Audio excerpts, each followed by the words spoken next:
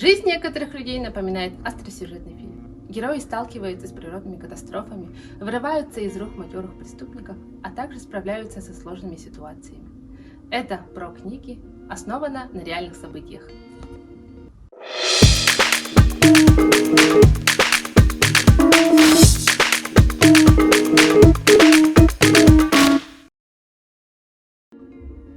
Последний поезд на Лондон Мэг Уэйт Клейтон. После аннексии Германии независимого государства Австрия в марте 1938 года и хрустальной ночи в ноябре того же года начались отчаянные усилия по вывозу 10 тысяч австрийских детей в Британию. Роман американской писательницы Мэг Уэйт Клейтон «Последний поезд на Лондон», хотя и является художественным вымыслом, основан на подлинных событиях отправки из Вены первого из киндертранспортов поездов с детьми. Им руководила Гертруда Висмюллер-Мейер, жительница Амстердама, которая начала спасать детей еще в 1933 году. Героический подвиг этой женщины, которую дети ласково называли тетей Трус, спасла сотни невинных жизней. Герои романа, австрийцы Штефан и Зофи, даже не подозревали, что ждет их впереди, и вовсю строили планы на будущее. Когда произошел аншлюз, оба подростка оказались перед угрозой отправки в трудовые лагеря. Ведь Штефан – сын богатого еврея, а Зофи, хоть и не еврейка, но дочь журналистки, критикующей действия Гитлера. Благодаря стараниям тети Трус, Штефан и Зофи перебираются в Англию в одном из киндертранспортов. Первый поезд увозит из Австрии 600 детей, и среди них Штефана, его маленького брата и Зофи в Англию. Но что же ждет их там? Сколько еще таких поездов удастся организовать Гертруде Висмюллер? И какова судьба последнего поезда на Лондон? И чем же закончится история тети Трус, вы узнаете в нашем романе. Мэтт Гудман «Мальчики в пещере». Летом 2018 года за них переживал весь мир. 23 июня 2018 года на севере Таиланда пропала футбольная команда. Они не знали, что в результате обычного похода в пещеру окажутся в ловушке. Планы 12 школьников-футболистов и их тренера изменил дождь. 10 дней в неизвестности, в пещере, которая работает как большой холодильник, без питьевой воды и почти без еды. За них переживал весь мир. Им готова была помочь вся страна. Но, к сожалению, не все выйдут из пещеры живыми.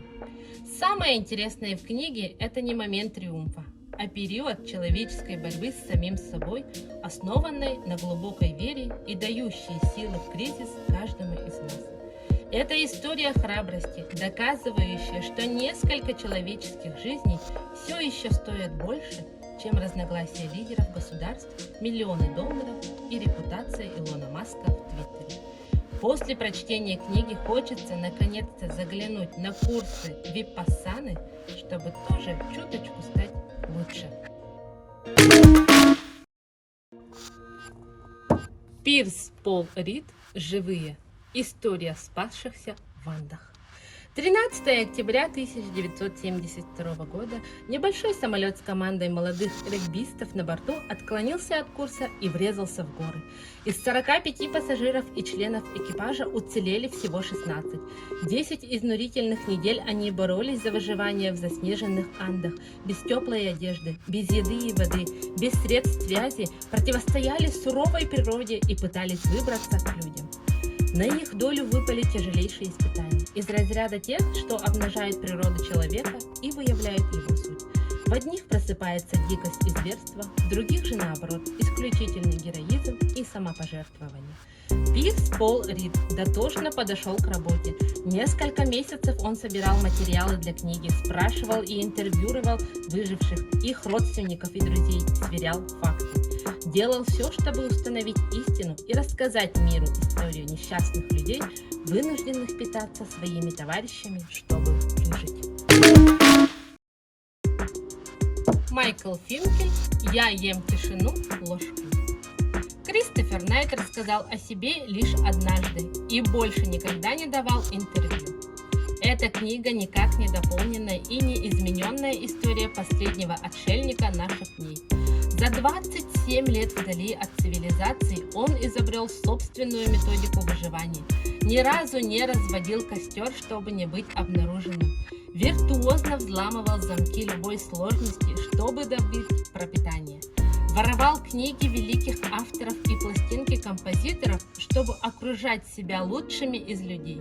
Легенда штата Мэн Кристофер создал собственный невероятный мир, в котором был по-настоящему счастлив.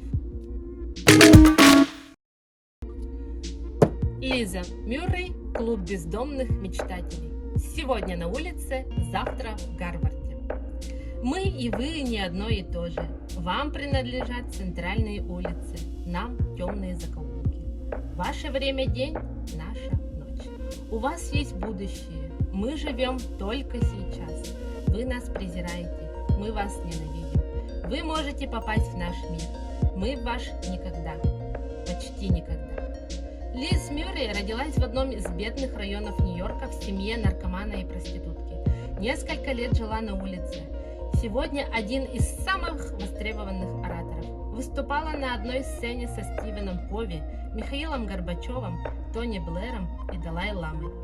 Историю ее жизни Ронда Бёрн включила в свой легендарный проект «Герой». Пока у тебя есть мечта, все возможно. Реальная жизнь – лучший автор. Сюжеты, которые она подкидывает, зачастую оказываются куда неожиданнее вымышленных. Сегодня мы предложили вам 5 книг, основанных на реальных событиях. Для любителей сильной и честной прозы, от которой шумит сердце и захватывает дух.